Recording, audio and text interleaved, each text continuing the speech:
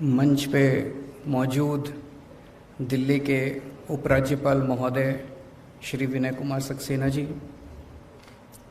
मंच पे मौजूद दिल्ली के शिक्षा मंत्री आतिशी जी, दिल्ली के स्पीकर साहब Ramniwas Goyal ji, honourable member of parliament Shri Gautam Gambhir ji, MLA इस एरिया के ओपी शर्मा जी, और यहाँ पे ऑडिटोरियम में अभी बहुत सारे एमएलएस बैठे हुए हैं,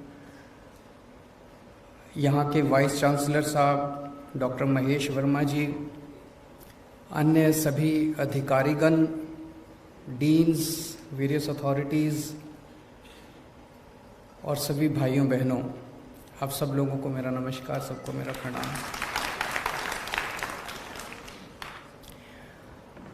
आज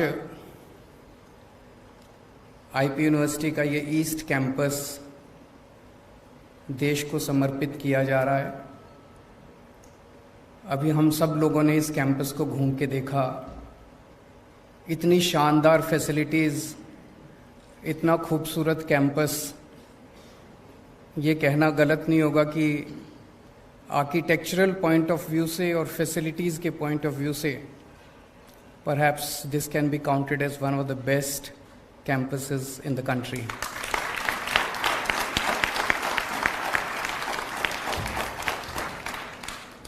इसके लिए मैं पूरे देश को बधाई देता हूं, क्योंकि पूरे देश भर से यहाँ बच्चे पढ़ने आएंगे। दिल्ली के लोगों को बधाई देता हूं, इतनी शानदार यूनिवर्सिटी कैंपस बन के तैयार हुआ, और ख़ास तौर से ईस्ट दिल्ली के लोगों को बधाई देता हूं। ईस्ट दिल्ली में इस किस्म की यूनिवर्सिटी या कैंपस नहीं था। सब लोगों का मैं बहुत बहुत बधाई देता हूं। ओपी शर्मा जी को बधाई देता हूं, उनकी विधानसभा में ये कैंपस तैयार हुआ। इस तरह की यूनिवर्सिटी जब बनती है, यहाँ पे 2500 बच्चे पढ़ेंगे लगभग, इसकी कैपेसिटी 2500 बच्चे होंगे। इस तरह की जब यूनिवर्सिटी बनती है तो आसपास की अर्थव्यवस्था को भी बहुत ज़्यादा फ़ायदा होता है। बच्चे आएंगे, रहेंगे, हॉस्टल में रहेंगे, खूब सारी आसपास दुकानें खुलेंगी, कई लोगों को रोज़गार मिलेगा। इसका जो कास्केडिंग इफेक्ट है वो बहुत ज़्यादा होता है। तो इस पर्टिकुलर विधानसभा को अर्थव्यवस्था के पॉइंट ऑफ व्यू से बहुत ज़्यादा फ़ायदा होगा। जैसे अभी मेरी कुलीग आतिशी जी ने बताया कि दिल्ली में शिक्षा के क्षेत्र में पिछले 7-8 सालों में काफ़ी ज़्यादा बदलाव आए हैं। एक तरह से पहले हमारे देश के अंदर एक तरह से 2 किस्म का शिक्षा व्यवस्था है। एक सरकारी स्कूल होते हैं, एक प्राइवेट स्कूल होते हैं। अगर आपके पास पैसा है तो आप अपने बच्चे को प्राइवेट में भेजते हो। अगर आपके पास पैसा नहीं है, गरीब हो, रिक्शा वाले हो, मजदूर हो, तो आप अपने बच्चे को मजबूरी में सरकारी स्कूलों में भेजा करते थे। सरकारी स्कूलों में पढ़ाई बहुत ख़राब होती थी। लेकिन पिछले 7-8 साल में सरकारी स्कूलों में बहुत बड़ा बदलाव आया है, जो नतीजों से भी दिखाई देता है और इंफ्रास्ट्रक्चर से भी दिखाई देता है।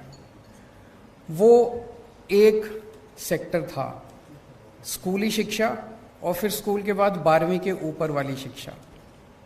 तो 12वीं तक की शिक्षा में तो हमने एक तरह से दिल्ली में एक मॉडल तैयार कर दिया, एक तरह से एक सिस्टम तैयार कर दिया। भाई अब दिल्ली के सरकारी स्कूल बहुत अच्छे कर दिए, नतीजे भी 97। कोई बात नहीं, बाद में बोल लेना, हाथ जोड़ के।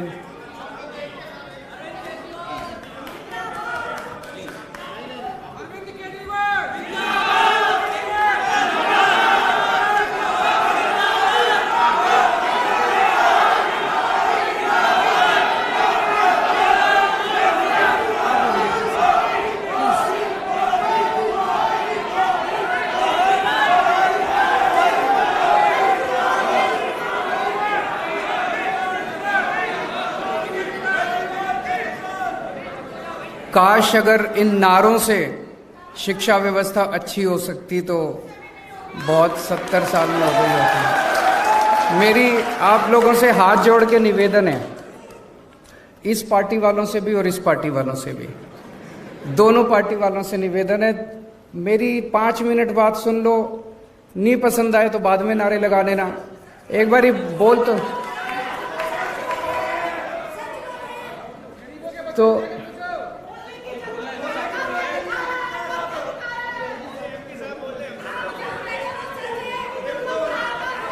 कंफ्रंटेशन हो जाएगी। Arvind ji please, university function stop please. इसको मैं, अगर आप इजाजत दें, मैं 5 मिनट बोल लेता हूं, और 5 मिनट में अगर आपको मेरी बात अच्छी नहीं लगे तो मेरी बात छोड़ जाना।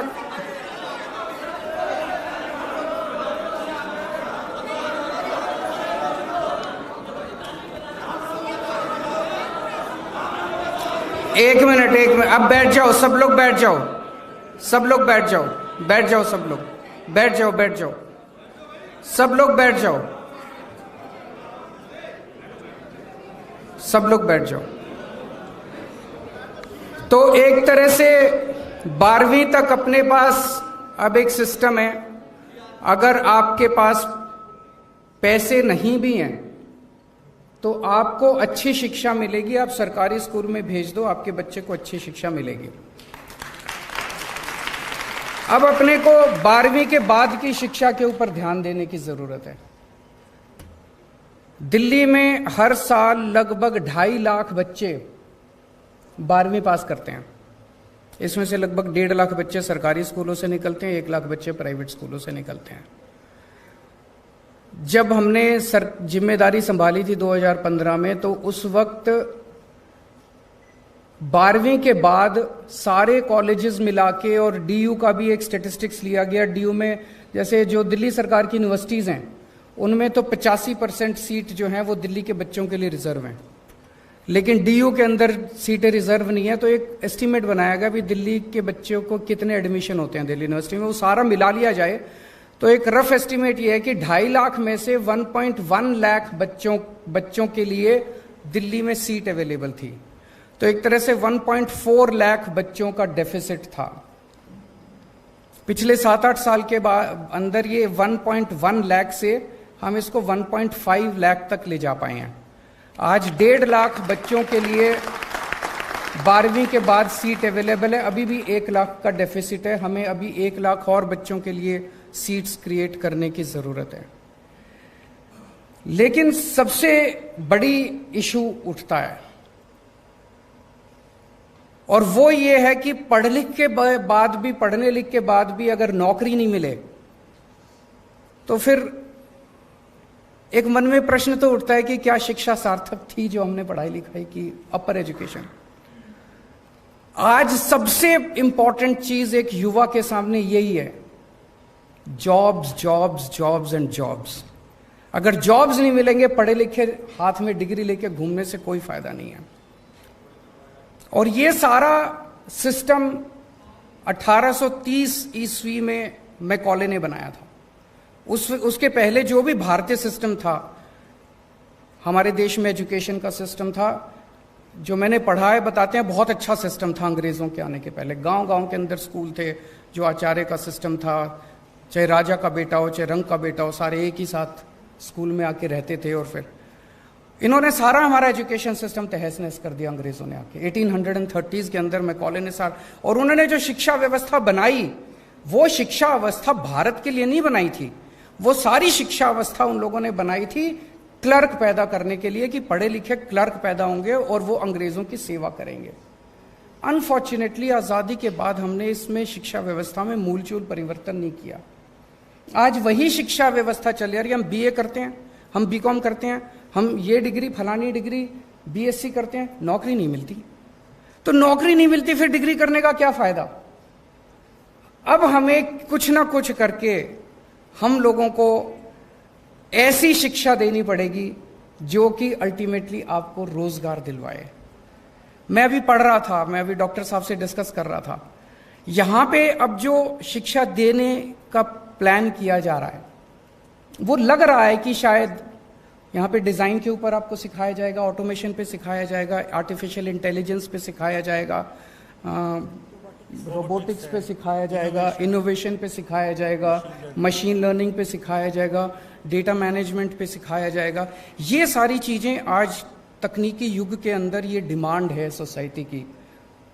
मुझे उम्मीद है कि यहां से निकलने वाले बच्चों को तुरंत नौकरी मिलेगी। लेकिन मेरा यह मानना है कि हर यूनिवर्सिटी के वाइस चांसलर की अकाउंटेबिलिटी इसी बात से फिक्स होनी चाहिए कि आपके निकलने वाले कितने बच्चों को नौकरी मिली, यह जरूरी होना चाहिए, सबसे इंपॉर्टेंट है। अब मैं इस पे एक चीज आप लोगों के सामने रखना चाहता हूं। नौकरियों की कमी है, सारे बच्चे अगर निकल के नौकरियां ढूंढने लग गए तो नौकरियां नहीं है इस देश के अंदर। हम बार बार ये कहते हैं कि हमें नौकरी ढूंढने वाला नहीं, नौकरी देने वाला बनना है। उस दिशा में अब अपने को अपनी शिक्षा व्यवस्था को ले जाना पड़ेगा। इसका एक छोटा सा प्रयास दिल्ली सरकार में हम लोगों ने किया। 11वीं और 12वीं के बच्चों को हम लोगों ने बिजनेस करने के लिए हमने उन लोगों को प्रेरित किया। इसको हमने बिजनेस ब्लास्टर्स प्रोग्राम या एंटरप्रेन्योरशिप क्लासेस का नाम दिया। इसमें क्या करते हैं कि एक बच्चे को 2000 रुपए देते हैं, 11वीं और 12वीं के बच्चों को 2000 रुपए देते हैं और उनको कहते हैं इस 2000 रुपए से बिजनेस करो। तो सुनने में बड़ा अटपटा लगता है, आप लोगों को भी लगता होगा, पर शुरू में मनीष जी और आतिशी जी ने जब इस पूरे प्रोग्राम को कंसीव किया, मुझे भी लगा यार पता नहीं क्या 2000 रुपए में क्या बिजनेस होगा। उसमें वो क्या कर सकते हैं, बच्चे इकट्ठे होते हैं, 4 बच्चे, 10 बच्चे, 15 बच्चे, वो टीम बनाते हैं। तो 15 बच्चे आए, 15 बच्चों ने अपने 2-2000 रुपए डाले, वो 30,000 रुपए हो गए। वो 30,000 रुपए से फिर 1 मिनट मैडम,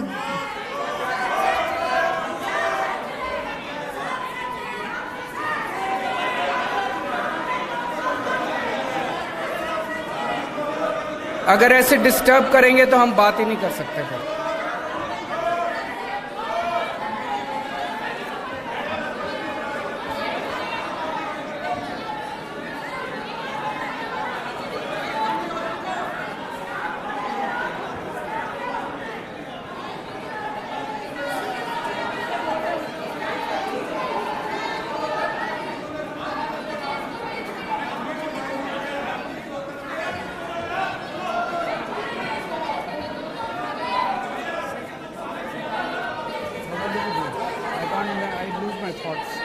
मैं ऐसे कैसे नहीं कर सकता है, और कंक्लूड मुझे बुलाए क्यों?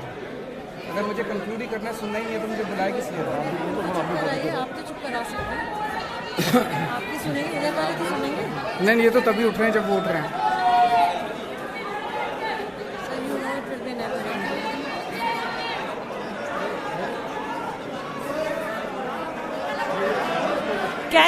Can we hear what sir has to say, please? Can we hear what sir has to say? Please stop.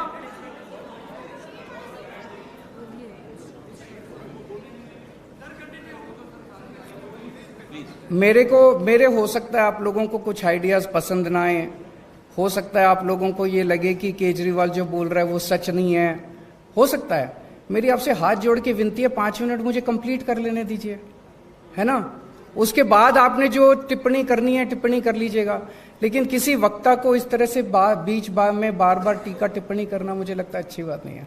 तो आप लोगों से हाथ जोड़ के विनती है, इस देश के अंदर जनतंत्र है, बोलने का अधिकार तो सबको है।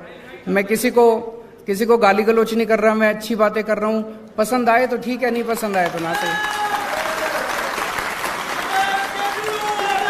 एक मिनट, नहीं, 1 मिनट, बस।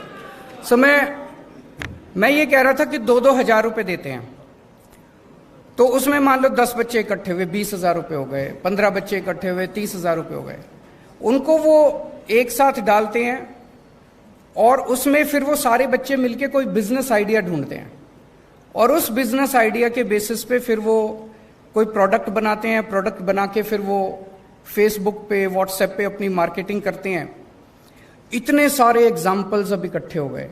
इन 3 लाख बच्चों ने, 1.5 लाख बच्चे 11वीं के और 1.5 लाख बच्चे 12वीं के, इन लोगों ने मिलके 52,000 टीम्स बनाई हैं और हर टीम का एक आइडिया है। किसी ने कोई कॉफी बनाई है, किसी ने कोई ताला बनाया है, किसी ने कुछ बनाया, किसी ने सॉफ्टवेयर बनाया, किसी ने गेमिंग ऐप बनाया है, किसी ने कुछ, कई सारी चीजें बच्चों ने बनाई है। उनसे जब हम डिस्कस करते हैं, उनका पूरा जो माइंडसेट है वो चेंज होता जा रहा है। वो सोचते जो है, वो ये सोचते हैं मैं क्या बिजनेस करूंगा, फिर कैसे करूंगा, फिर मार्केटिंग कैसे करूंगा, मैं फिर फाइनेंस कहां से लाऊंगा। पूरा उनका माइंडसेट चेंज होता जा रहा है। मेरा अपना ये मानना है कि अगर हम ये बिजनेस ब्लास्टर्स या एंटरप्रेन्योरशिप क्लासेस अगर कॉलेजेस के अंदर शुरू कर दें, मान लीजिए प्री फाइनल ईयर, सेमीफाइनल 1 साल पहले से 2 साल के लिए अगर हम इसको कर दें, तो जो पास आउट होने वाले बच्चे हैं, वो पास आउट होने वाले, जैसे अभी हम एक लैब में लेके गए, वहां पे कुछ गणेश जी एक प्रोडक्ट दिखाया। Now there is absolutely no reason कि इस तरह के प्रोडक्ट्स की मार्केटिंग और इस तरह के बिजनेस आइडियाज, इसको एक बिजनेस आइडिया के रूप में क्यों नहीं सोचा जा सकता। तो अगर हम ये बिजनेस कि मुझे बाहर निकल के बिजनेस करना है, मुझे बाहर निकल के बिजनेस करना है, अगर 50% बच्चों ने भी निकलने के बाद बिजनेस करना चालू कर दिया, बाकी 50% को तो यही नौकरी दे देंगे। मुझे लगता है अब हमें इसी दिशा के अंदर जाना पड़ेगा। और एक मैं ये आतिशी जी से भी और डॉक्टर वर्मा से भी ये निवेदन करना चाहूंगा कि इस दिशा के अंदर सोचना चालू करें कि कॉलेजेस के बच्चों को भी हम एंटरप्रेन्योरशिप क्लासेस की तरफ लेके जाएं। दूसरा, हमें एक सर्वे करने की जरूरत है कि हमारे दिल्ली के पिछले 6-7 साल में जो बच्चे 12वीं करके निकले, वो फिर कहां गए? उनमें से कितने लोगों ने पढ़ाई छोड़ दी, कितने लोग दिल्ली के बाहर पढ़ने गए, कितने लोग दिल्ली में पढ़ रहे हैं, कौन क्या कर रहा है। अगर इसका अपने को एक डेटा मिलेगा तो इसमें हम देख सकते हैं कि किस चीज की सबसे ज्यादा डिमांड है और उस सेक्टर के अंदर हम और ज्यादा फैसिलिटीज खोल सकते हैं। मैं फिर से एक बार दिल्ली के लोगों को, देश के लोगों को बहुत बहुत बधाई देता हूं, इतना शानदार कैंपस बना। और मैं उम्मीद करता हूं कि आईपी यूनिवर्सिटी पहले तो देश की टॉप 10 यूनिवर्सिटीज में आएगी और फिर एक समय आएगा जब दुनिया की टॉप 10 यूनिवर्सिटीज में आएगी।